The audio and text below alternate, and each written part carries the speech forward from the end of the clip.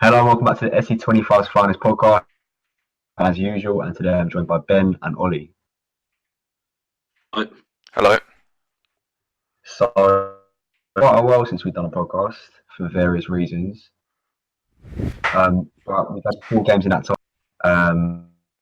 We played Spurs just after we recorded the last podcast, which wasn't the best of games. Then we had Wolves at home, which again, best of games. Norwich, decent 2-1 at home. The best game we've had recently was the 2-1 victory last Saturday. But starting with this, obviously we were all there. Very good showing from the boys.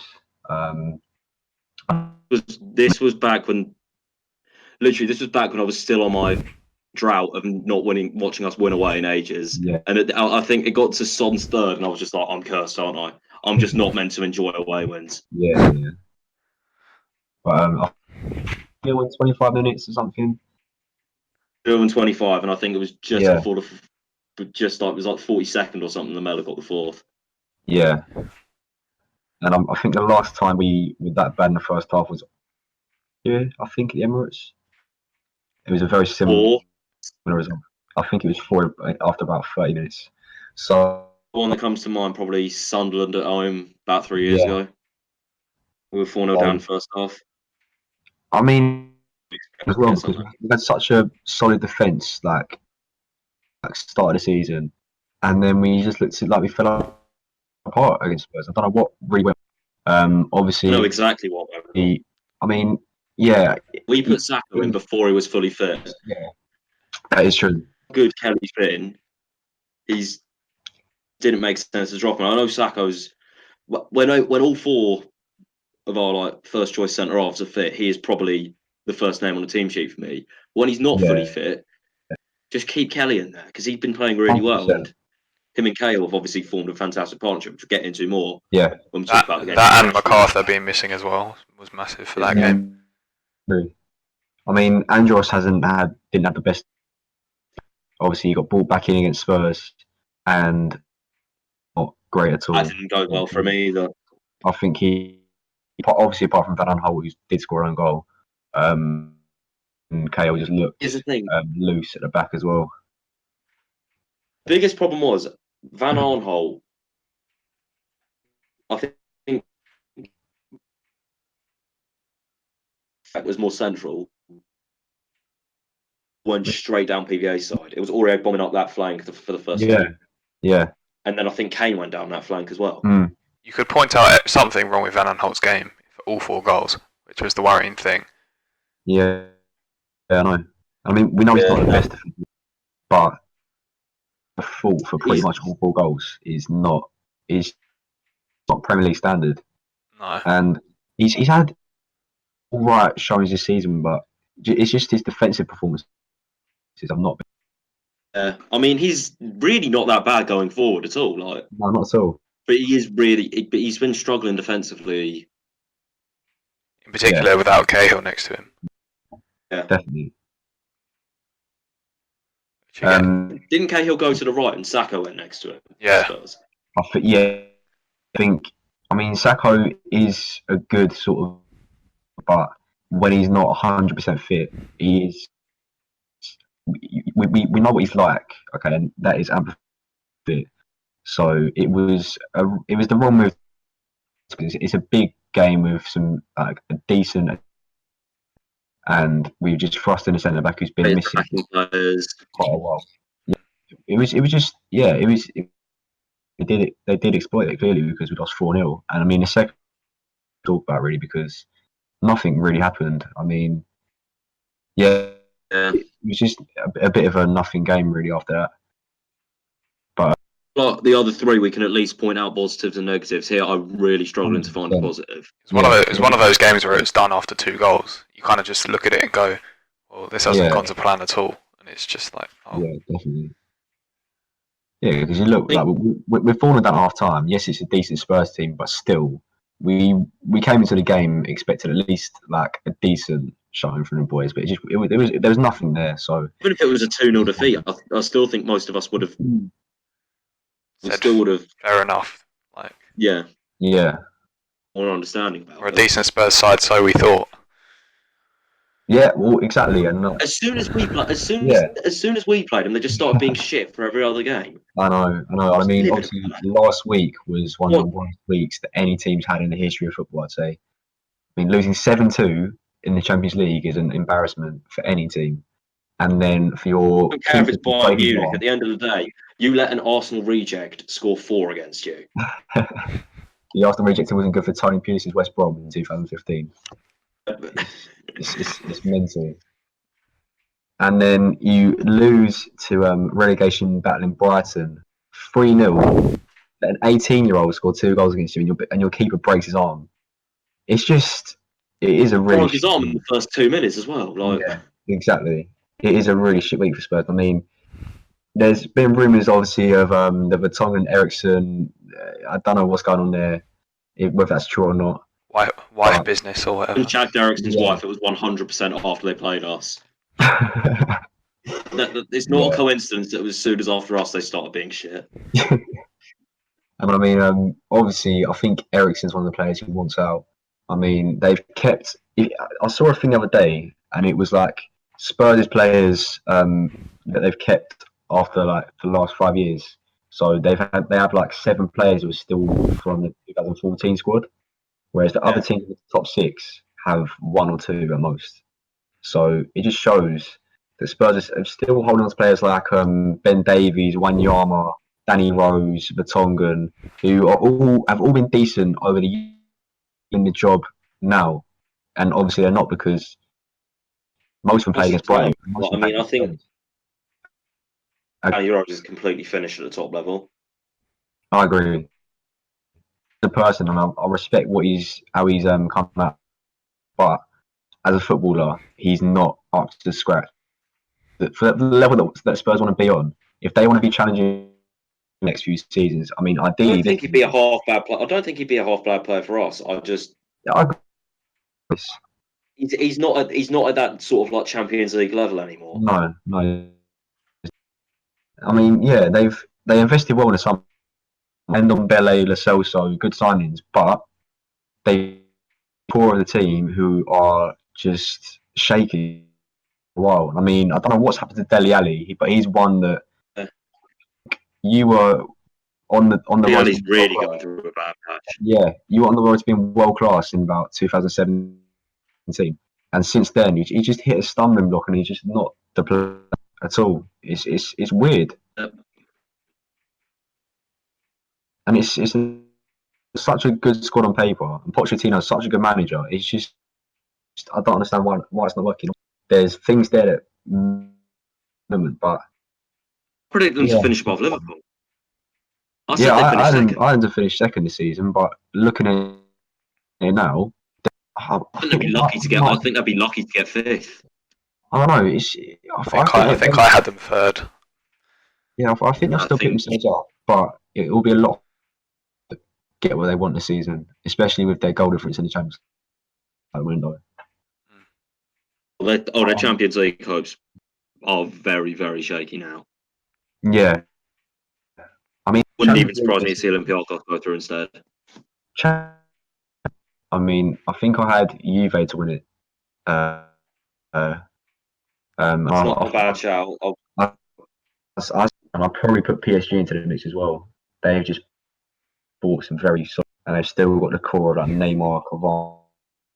Obviously, they've invested in Idris again, been very good. They've got Paredes. It's got to be the year PSG go further than the quarters. Yeah, 100. A good team now, and if they don't, then They even made the quarters. But I'm not. I don't want to say anything. I'm pretty. Yeah. They definitely never made the semis. Yeah. I'm still going to stick by Juve as my reason.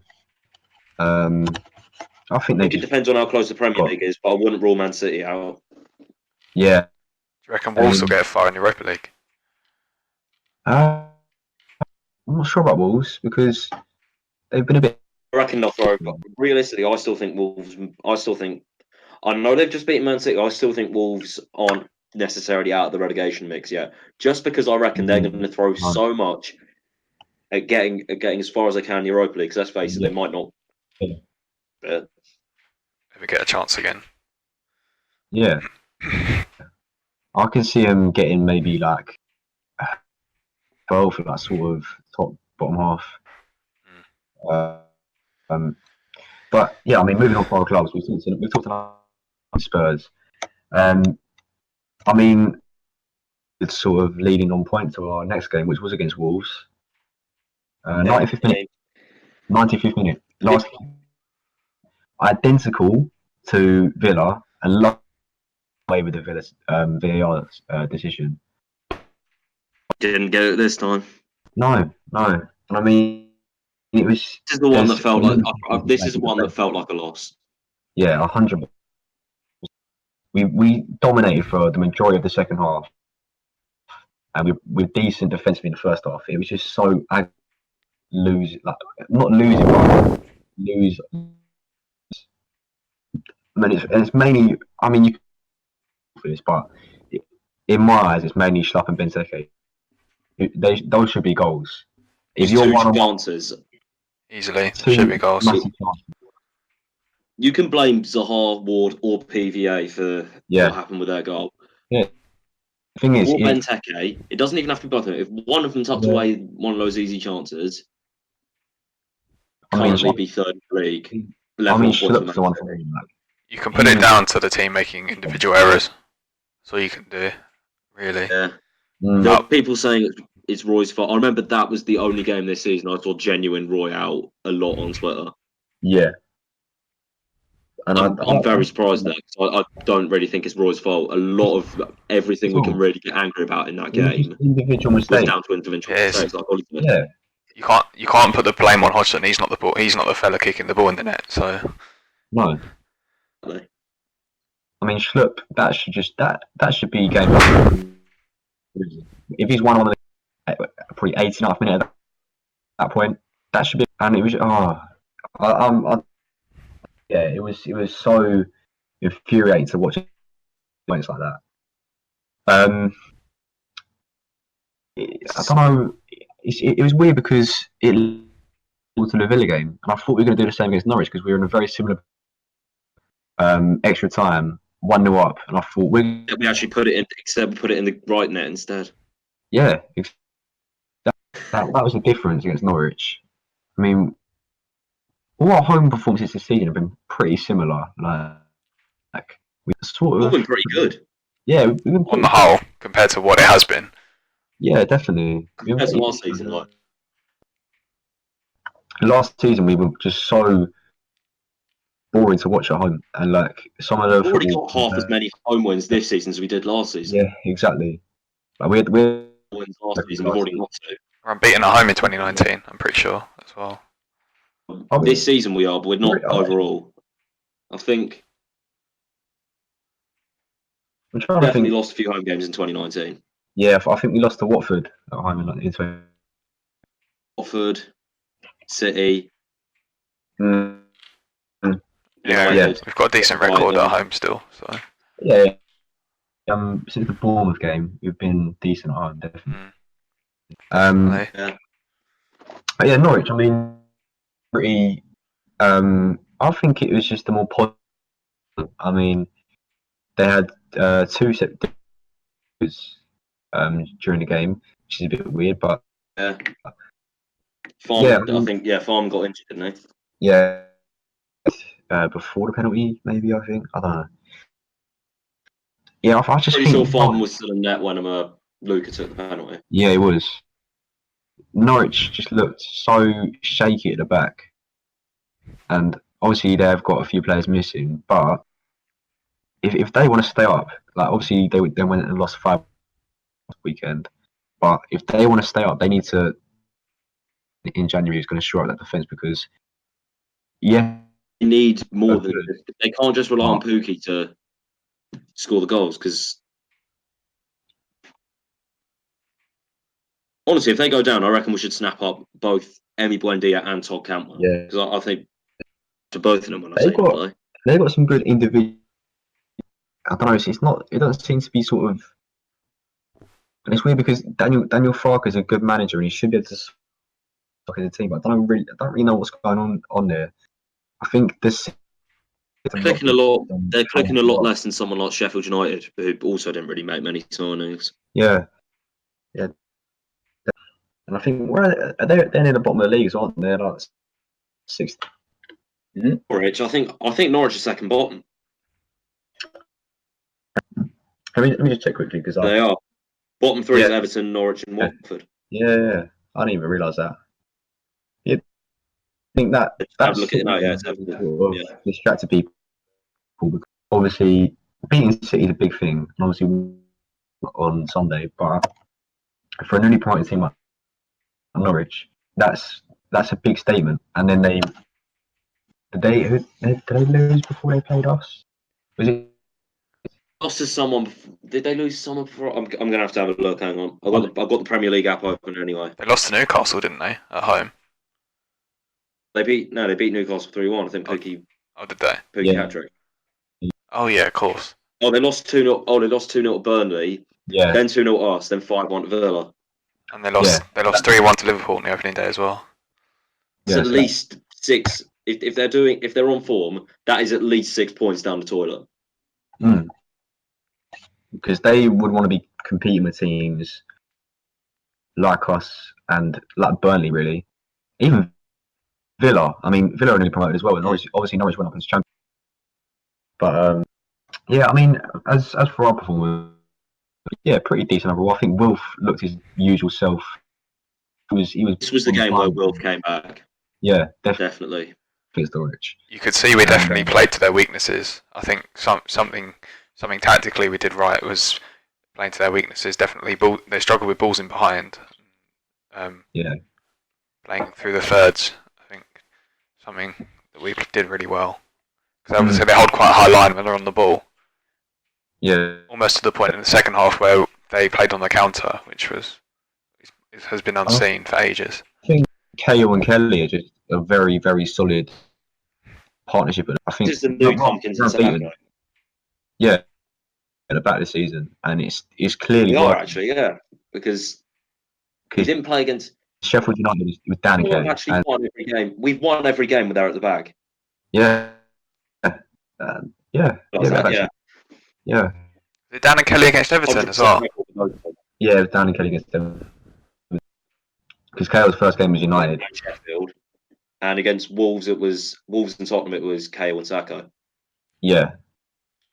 And the 4 games we won, we had Kelly and Cahill. So yeah, it's good that we're having consistency in our starting 11 for once. The amount of times we've made changes at home. Yeah, and obviously Vicente Guaita has been a revelation this season in goal. Like, he hasn't had a bad game so far. I mean, you could say he was good last season anyway, but this season he's taken it to another level. You could say he was at fault for the Sheffield United goal, but I wouldn't really put the blame on him for that. Every other game, I'll obviously say he was probably at fault for the goal against West Ham. We'll get into that in a minute. Yeah, but I mean, Spurs were just a bit of an unfair one for him because he couldn't really do anything. Like if the defence isn't playing well, you can't do anything as a keeper. But he's made some crucial saves so far. Like he's made pretty much a top class save in every game. So yeah, he looks unbeatable this season really, and I think obviously he's getting on a little bit. I mean, he's 31, 32. That's young. That's young for a keeper. That's young for a keeper these days. It's not too old for a keeper, but could get him a new deal, I reckon. Like, yeah, it's definitely give him a new deal, but because like, is he due one already? Yeah, because what's his current contract? Is it 3 years? I'm not sure what it is. I'm pretty sure we put him on 3 years. Yeah. But anyway, I mean, he's a top class keeper, and I think he's under a bit of other fans who don't really watch our games. Yeah, Guaita's under contract until June 2021. So I think every single member. I think most members of the squad are under contract till either June 2020 or June 2021. Yeah. Yeah. I think before Lucas signed that deal, it was literally just signed anyone. Well, Cahill's out 2021. Scott Dan is next year. Only ones who I think are beyond 2021 are Wilf, Luca, Cheku, Wilf, Luca, Kiate, and McCarthy. Yeah. And Ayew. And Ayew, yeah. Other than that, there's next year. The only people leaving next year, in theory, is Benteke and Dan, who probably do need to go anyway. But that's another topic. I reckon we'll let both go. Yeah. Scott Dan, he's what, 33, 34 now? 32. Dan's 33, and I reckon he's probably 5th choice. Yeah.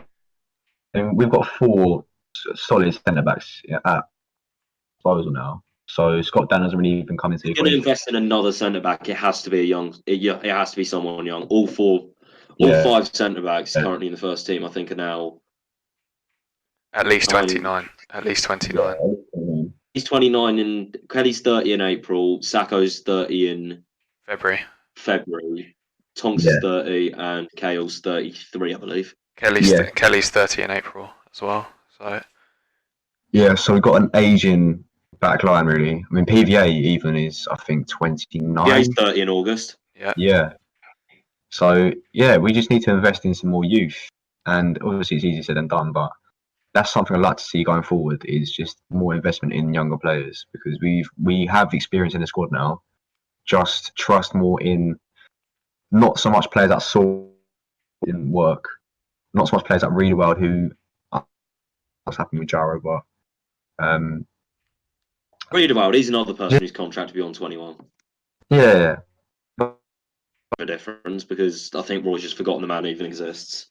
I mean, went for players like young players in the Championship, like say for example Ollie Watkins, like he's obviously saying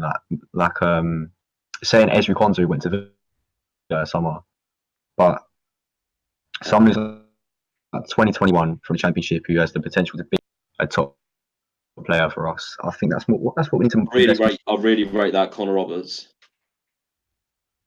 Swansea centre half. Swansea, yeah. He looks. He's only about. I'm pretty sure he's only about 23. Yeah, I think at the oldest. Got quite a few young players. I mean, Joe Roden as well, centre back. Yeah, he's really good. Yeah, he looks really good. And I'm not sure how Celine still quite young.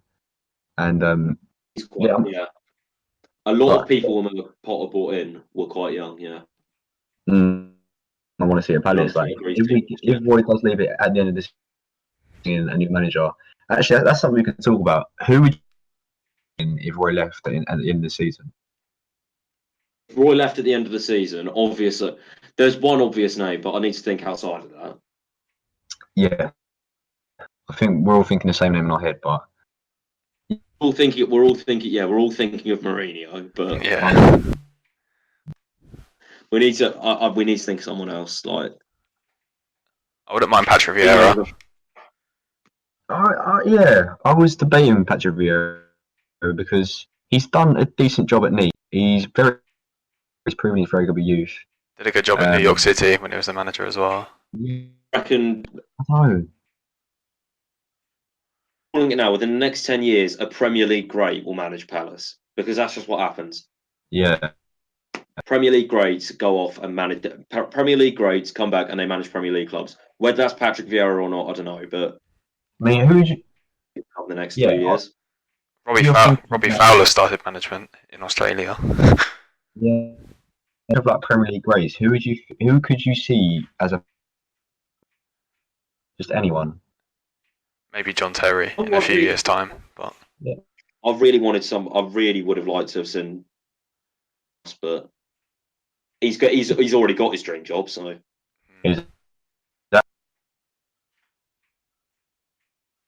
No, Lampard, no. Lampard is the one I would have gone with, but yeah. I mean, I'm trying to think of names of.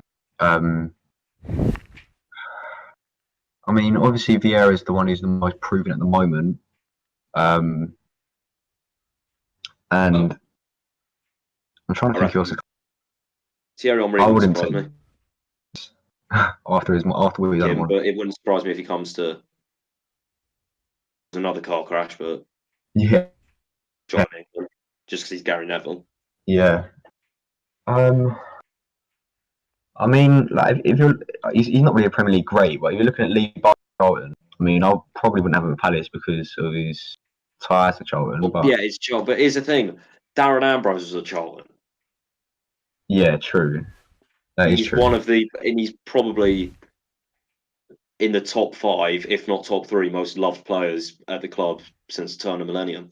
Yeah, I agree. And I mean, yeah, if I guess if we're using that logic, then Glenn Murray was obviously at Brighton, and he still is at Brighton now. And then if you look into the past, we obviously had Alan Mullery as a manager. So it is, See if yeah, your people have gone the other way, Johnny Williams. yeah, exactly. There's quite a lot of. I mean, Jason Puncham was at Millwall, and he scored a hat trick against us. I was at that game. Celebrated all 3 goals.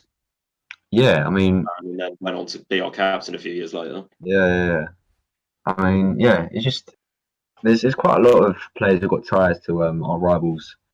But I don't know. I couldn't really see Lee Bowyer at Palace personally. Neither could I, just because he's taken Charlton so far. Yeah, he's done really well at Charlton. I'm just trying to think of other like younger managers who could potentially. I mean, the name that popped into my head yesterday. I don't know if it would happen, but Julian Nagelsmann would be. I don't think it'd happen. I reckon he'll be at United. I reckon he'll be at United by February. Yeah, that's what I mean. He's too highly rated to be a Palace manager. But you think he'd leave Leipzig in the Champions League and in the title race for the Bundesliga? No, not at all. Which is why I said I couldn't see him come to Palace, but he would be like the ideal person. I want to. I really thought Arsenal would go for him when Wenger left. Yeah, and I think he would have done well with Arsenal as well because he's very good with youth, and their youth setup at the moment is looking very promising. Honestly, if Arsenal have got one of the best academies, they've got. We should expect one of the biggest clubs, but still. They've got Reece Nelson coming through. They've got Smith Rowe. They've got Nketiah who's out on loan at Leeds. Saka. They've still got Guendouzi. I said Bukayo Saka. Guendouzi. They've got they've just got a very. And I think if they brought in Nagelsmann, Nagelsmann's only a few years older than most of them. Yeah. But you've seen what he's done at Leipzig with the players like Upamecano and I mean even Timo Werner to an extent. Like he's still quite young, and he was quite young. He was sort of known before, but still. Yeah, but still, I mean, players and like at a very young age and makes top quality players in their league. So I'm definitely done with him. But I think Arsenal in a bit of a weird situation at the moment because their fans are complaining about the style of football, even though they're in third, which is not something to be unhappy about, really. If you think of how good City and Liverpool have been this season, obviously City have had a few poor results, but they still beat Watford 8-0, and Arsenal being a third is not a bad thing at all. So football is a results-based business. Yeah, and I think all their fans are just complaining too much about maybe the style of football is boring. Like against Bournemouth, it was only a 1-0 win. Maybe they wanted a few more goals, but they're getting results at the end of the day. It was probably more the fact that it could have been better. I mean, they drew against a poor Man United side. They drew 2-2 with Watford. They should be 4 points better off in theory. Maybe that's down to playing style or what. But I don't know. It is a weird one because they're in a pretty good situation at the moment. Like they've got a lot of youth coming through on paper, at least. Anyway. Yeah, they just. I think they're far from home. Like I've seen a lot of Emery out recently. I don't think that should be the case at all. Just give him a bit more time.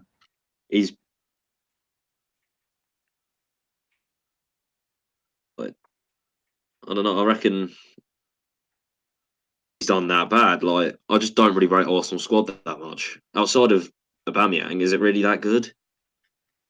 I mean, you got a few decent players in there, like Aubameyang, Torreira. I mean, Bellerin is also a pretty decent player. I think Leno's a good keeper. I think Bellerin's really overrated, personally. I don't know. Again, with Leno, I'd rather have Guaita. So would I. But he's still a decent keeper. I mean, squads maybe even top. But yeah, like if you compare squads over the years when they had like obviously the Invincible squad is the main one. It's not even comparable. But they now got the facilities and the up to progress forward as a team, and I think it's looking pretty promising from an outside point. And if they can get players like Guendouzi to a higher level, players like Bukayo Saka and Reece Nelson into the first team setup, because obviously Aubameyang's near 30 now. If they get Ceballos on a permanent, they're really going places. I really rate that kid. I think he's. Yeah, I mean, I saw something today, in fact, saying that he wants to prove himself at Real Madrid. So I'm not sure how much that's likely to happen. But even so, they've still got Willock as well, who looks pretty decent from what I've seen of him so far. He's got a lot of young players in his position, and I mean, obviously it may be different from an Arsenal fan's point of view, but from an outside perspective, I can't really see that much of a problem. They're definitely in a better position than they were when Wenger left. Anyway, so Definitely. but yeah, we haven't even started talking about the West Ham game yet, so we're all at that one as well. And obviously VAR saved us in a way, because obviously it was onside, but if that goal had been scored last season, VAR didn't exist, we wouldn't have. We would have been talking about a 1-1 draw. Yeah, I know. So VAR once again saving us more points so far. Yeah, exactly. I tweeted the other day that we've had probably about 2 years of refereeing luck in the space of 8 games, which is mental. 100%. How much we've had the rubber the green so far. I mean, up until United was probably the biggest rubber the green we had. Oh yeah, easy. The amount of red cards we could have had that game. Yeah. Lee and Kale both could have been sent off in that. Definitely. 2 penalty shots that were waved away. I mean, West Ham I think that's probably the best performance I've seen all season so far. I mean, it's especially in the second half. I mean, we looked good as a team. We just looked fluent. Like, we just understood where everyone was wanting to do. It looked really good from, like, I don't know. Even like without Luka, who is obviously who should be like a massive miss for us. We looked like a very good team. I think part of that was down to how good James McCarthy was. I thought he had a really good game. Yeah. Player chemistry goes a long way. I was thinking about this. I think how many years MacArthur and McCarthy played with each other at Wigan for Hamilton. Together too. They're now playing together at Palace. They're going to be on the same wavelength when they play together. The thing is with James McCarthy is people forget how good he was before his injury. Like, he was a top defensive. One of Everton's better players. Yeah, exactly. Like, say around 2015, 2016, he was a very solid defensive midfielder for Everton. Obviously, since then, he can easily get himself back in the Ireland picture. Yeah, 100%. And he's proven. Who else have they got? Hurahan, and that's basically it, right? Yeah. Yeah, I'm trying to think of what Ireland they got, really. I mean, it is, Hurahan, McCarthy. I'm probably forgetting someone. Yeah, so am I. I'm trying to think. I was going to say Declan Rice, but obviously that's out the window. David Myler, unless he retired. David Myler. Whelan, I think, finally given up with international football. Yeah. Where's David Myler at now? Because I know he was at He just gave up. I think he's just retired. I'm sure he's a presenter for EA Sports now. just a FIFA streamer now. Yeah, let's have a look. I'm just having a look at the Republic of Ireland score, because it's going to annoy me if I don't think of him. Harry Arter. Yeah, that's it. I've just googled him. It only says he plays for the national team at the moment. Harry Arter, Jeff Hendrick. Okay. He does more attacking, so you ain't got to worry about him. Alan Brown at Preston. He looks pretty decent from what I've seen. But apart from that, they've not really got massive depth in that position. So I mean, James McCarthy, you could definitely see him If he gets consistent game time at Palace, which let's be honest, Roy ain't going to drop Lucas, so he won't. No. Be surprised if he was one of the best. When everyone's fit, our midfield 3 changes from Luka, Kiat, and MacArthur. At the same time, you don't drop a player who deserves to play. So, which is why we haven't seen many other midfielders play. And it's weird because Camarasa and Mile are players we want to see playing, but when you've got a system that's already working, why would you change it? Exactly. Yeah. We all said our best midfield, well, one of my best midfields would be Luka, Camarasa, Maya. Obviously, that's what I said at the start of the season. We've not had that so far. No, I Just mean, because Kouyate's been solid in every single game he's played so far. I'm fairly certain Camarasa has some sort of contract in his loan, or like there's a clause in his loan which says if he makes over X amount of appearances. There was something rumoured, but I think it could be true because why would he not have been even featured? I think he's featured once in the league. And was on the, he's not even on the bench. Is it 15 appearances? Is it? I think so. Yeah. So we could see him being introduced after Christmas. Probably be after Christmas we start seeing him. Like, yeah. Because we'll have FA Cup games, things like that to deal with. Yeah, I guess so. And obviously Christmas and January is quite a hectic time as well. Maybe that's why we brought in James McCarthy, just because we knew that Camarasa may not be straight into the first team, so we needed another midfielder just to cover that. But we're gonna need bodies throughout the season anyway, so there's no point in people getting impatient. To be honest, if we didn't sign McCarthy, who would have played in Luca's place? Probably Kouyaté. It probably would have just been Kouyaté and just shuffle everyone down, put Schlupp in the middle and Townsend on the wing. Schlupp in the centre is not very good. You saw it against Tottenham. Yeah. It's not the same. It's MacArthur. I think MacArthur's adjusted into the Kabay role really well. He has actually. I was just going to say that. People don't notice it, but he just does everything.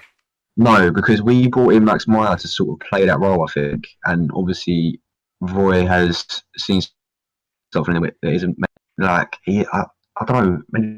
Meyer has better qualities than playing the Kabay role. I think it's not a case of he can't do it.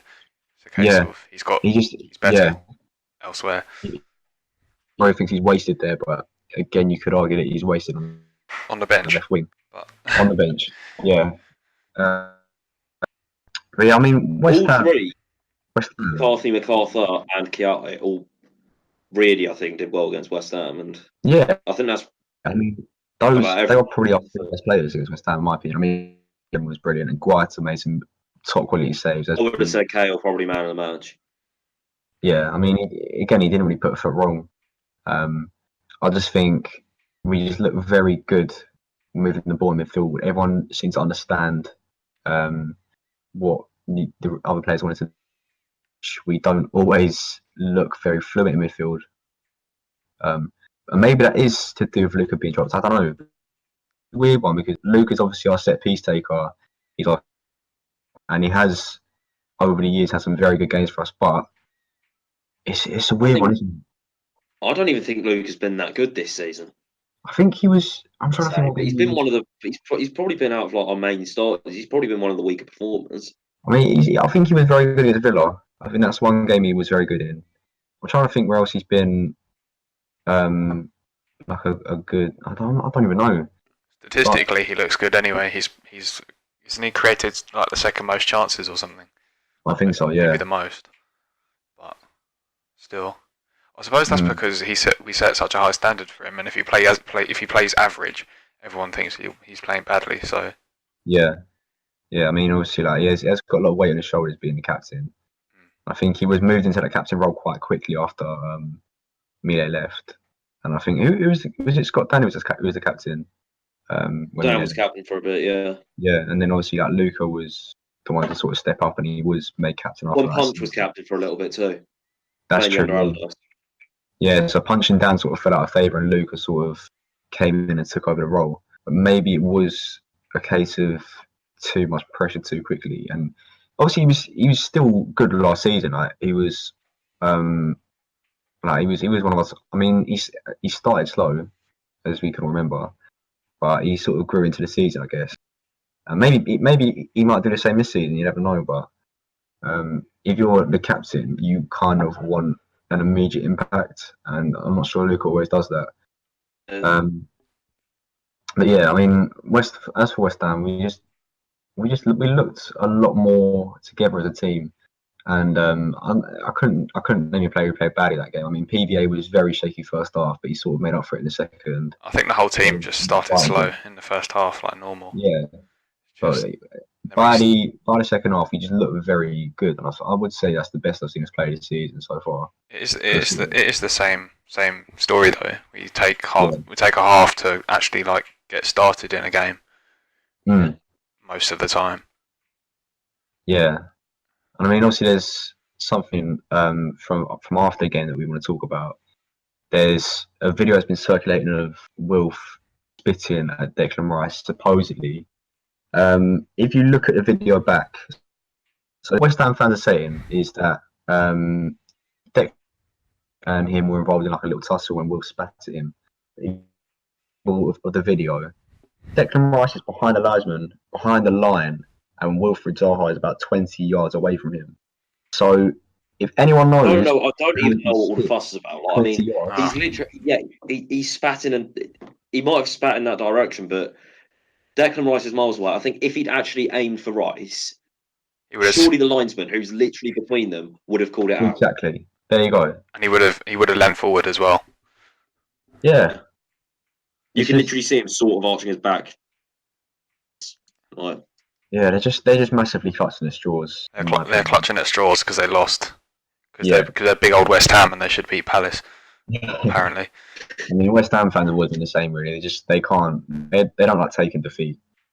So I don't know. I'm not even surprised at this point. But yeah, obviously Will's come out on Instagram and made a video replying to them, and I mean, it's just a case of if you choose to believe him or not. Personally, I believe him. I don't really see any evidence that he did spit at Declan Rice, and yeah. I mean, West Ham. I think if he had spit at Rice, he would have kicked off about it. Yeah, I agree. So I didn't see it, but yeah, if he spat at Rice, then Rice would have said something about it, and he hasn't. So there you go. Just yeah. Any West Ham fans are going to be listening. Get over it. You lost. Right. Yeah. Obviously, they lost because of George. I think that's his third goal this season. But goal of the season, we've won in every game he scored. Yeah, be a completely different player this season. I don't know what it is. He just looks a lot more comfortable on the ball, more physical, more clinical. Obviously, just that number 9 shirt's done things to him. It has, and we've not really been blessed with a lot of great number 9s recently. But Ayew could be the new one, I guess, and. We were all crying out for a striker after the transfer window closed. And what we didn't know was Jordan Ayew was sitting right there just waiting to blow us all away. And that's what he has done. So he's been a revelation. And he has. One thing I do want to touch upon,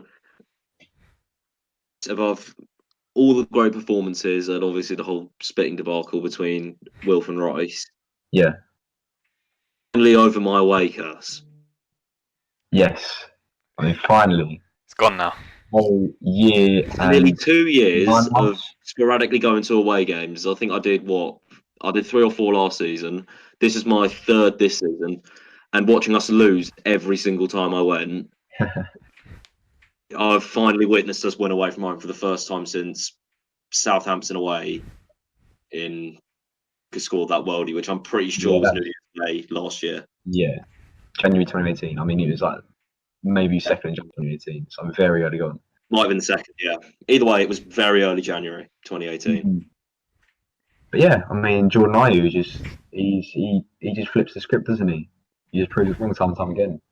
So yeah, and obviously VAR had a part to play in that. And I mean, it took about 3 minutes to get the decision like confirmed or whatever. But I think after about 2 minutes, we sort of knew that it was a goal because if it was clearly offside, they wouldn't have taken that long. I remember it was where I was standing. We were like, why is it going to VAR when the linesman's literally seen with his own eyes? It got to about 2 minutes. We were like, wait, hang on, long wait's a good way. Yeah. And, yeah. And just scenes occurred shortly after. Scenes did occur. What game is better? Obviously, I know, Ben, you won at United, but Ollie, what game is better to United or West Ham? See, I don't know. Just because, I think West Ham, just because of how it usually is when we play them. Yeah. We haven't been. It's the same about United, to be fair. We never really beat either of them. No. I mean, I still say United personally. I mean, it was just 93rd minute winner. We haven't beaten for 25 years. And yeah, I mean, yeah, I'd still say United, but West Ham is definitely up there for top 5 games I've seen over the last 5 years. It's my favourite away day I've ever done.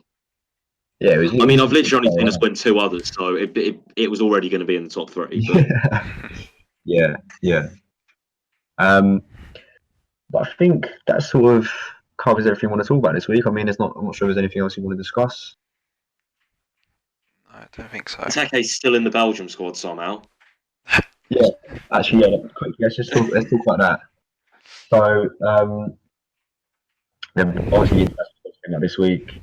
Christian Benteke and is it Lukaku and Batshuayi are the three strikers for I Belgium? think so. I don't think Origi's in there. I don't know if he's injured, but Mertens must be in there as well. Yeah, I think Mertens plays sort of right wing for Belgium.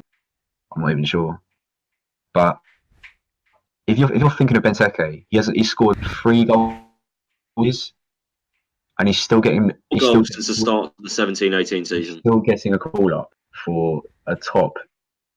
Are they still ranked first in the world? It's not even like they're class all over the pitch, but have nobody up front. They've got good strikers. They've who are proven goal scorers, and they're still picking Benteke. Like, I think there's probably some easy Belgian striker, but Lukaku and Batshuayi anyway. You've got Origi, he's normally in the frame. Yeah. So it's a bit baffling, really, how he's still getting chosen.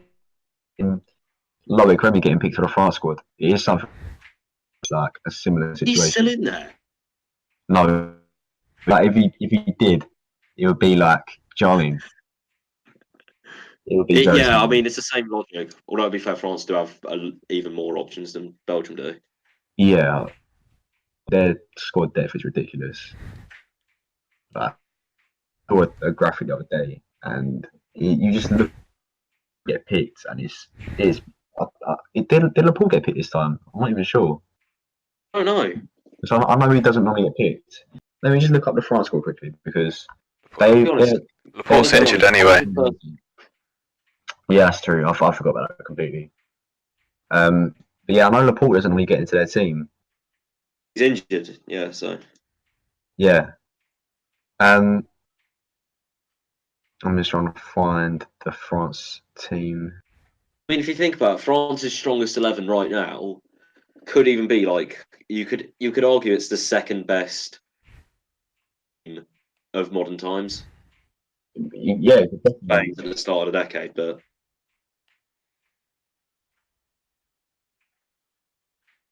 Spain team when Pep was at Barca. Yeah, again, yeah. That's probably the best. That's one of, if not the best international. Just listen to his centre back options, okay? Laporte, Varane, and Titi, Zuma, Lenglet, Upamecano, Konate, Diallo, Diop, Mukiele. That's to have that much depth. Just at centre back. Sacco got a call up last season. Yeah. For all those players. I know, it's ridiculous. I mean, it could be one of the best centre back partners. I mean, if even putting them City or Lenglet in there as well, and then he can play centre back as well, and Pavard actually more. It's just ridiculous. And then I don't know. It's just they've got so much depth in every single position. It makes it not really jealous as an England fan because decent team now. Jadon Sancho obviously coming through, and Sterling being one of the top scorers in the world at the moment. We don't have a great centre back. Any of those defenders you just listed would get into the England team and probably be our best centre back. Maguire and Keane at the moment, I think, is our. Michael Keane's not been great for Everton this season. Obviously, Maguire's been shaky for United, and he has been Leicester last season as well. I can see Tomori playing. Or he's got to be in there, I reckon. I'd like to see Tomori playing. I mean, he's been brilliant for Chelsea so far, so there's no reason why I shouldn't. If you're picking players off who you think's going to play best, then Tomori's got to be in there surely. And obviously, it's got to be Sancho and Sterling, and probably Kane as the front three. I mean, we don't really need to focus too much on the result. I mean, it's Czech Republic. If it was like France or Spain, then obviously you worry about a bit more. But I know it's a bit like, snaky and Judasy for me to even suggest this, but you know exactly where I'm going with this. I actually don't. I think there are a lot worse things Southgate can do than call up Lewis Dunk. I don't know. I didn't want to say that, but I just feel like I've got to be honest. It does pain me to say it, but Brighton's defence solid this season, and I'm three English centre backs. Obviously, Dan Burn, Adam Wick, who have all been solid this season, and any get into the England frame. Wouldn't even surprise me if one of them, maybe even two, got an international call up by the end of the year. As much as I hate it, Dunk, you've got to hand it to him. He has been decent this season. He was pretty solid. Yeah. He got his first cap last season. Admittedly, it was in a glorified testimonial, but he still got his first cap last season. Yeah, I mean, I guess he could get into this setup. But then again, he's England's best centre back, which is what a lot of Brighton fans seem to be saying. But I think maybe he could get into. He would, if I had to make like a top 5 England centre backs, he'd probably be in there. I mean, for me, if you're talking about Lewis Dunk, then Martin Kelly. Kelly, yeah. I wouldn't put Kelly when he's too old now, but Kelly should be 29 compared to him. Yeah.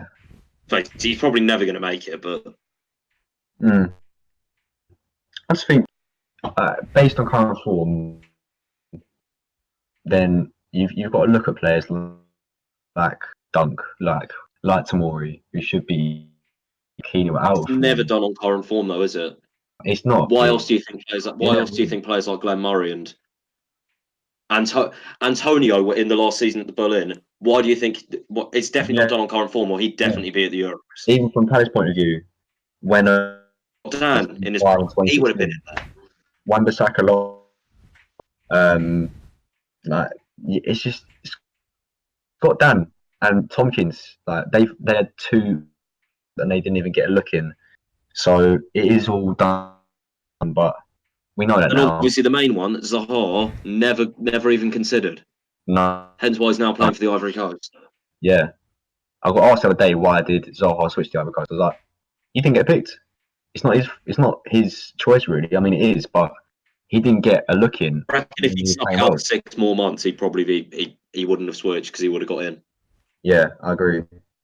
He'd probably only be on the bench now. Ironically, it was Hodgson who didn't really select him when he was in his sort of time to get into the England squad. Let's be honest. Wilf didn't hit his peak until 2017. Like if we're talking like end products, that's what they look at a lot. Wilf didn't hit his peak until after he'd already claimed for the Ivory Coast, so it doesn't surprise me. But yeah, I guess that's where we sort of wrap it up for this week. Obviously, we've got a break this week, internationals. Hoping England get through to get through the qualifier. I mean, we're pretty much certain to go through. But next game is City at home next Sunday. Yeah. Well, isn't it a late kickoff? I think so. Yeah. But yeah, we City at home. Something like that. They'll be pretty rolled up after they lost. Anyone is. But you never know. Palace could surprise. City lost the game and they played another team next. Watford 8-0. It's not looking promising. Palace, like it didn't look promising going into the United game, and we got something like that. So it didn't look promising going into City away last season, and no, not at all. So Palace can always surprise us, and let's hope they do. So, thank you for listening to the podcast. Obviously, as usual, share it around, tell your friends and family, all that good stuff. And yeah, thank you for listening.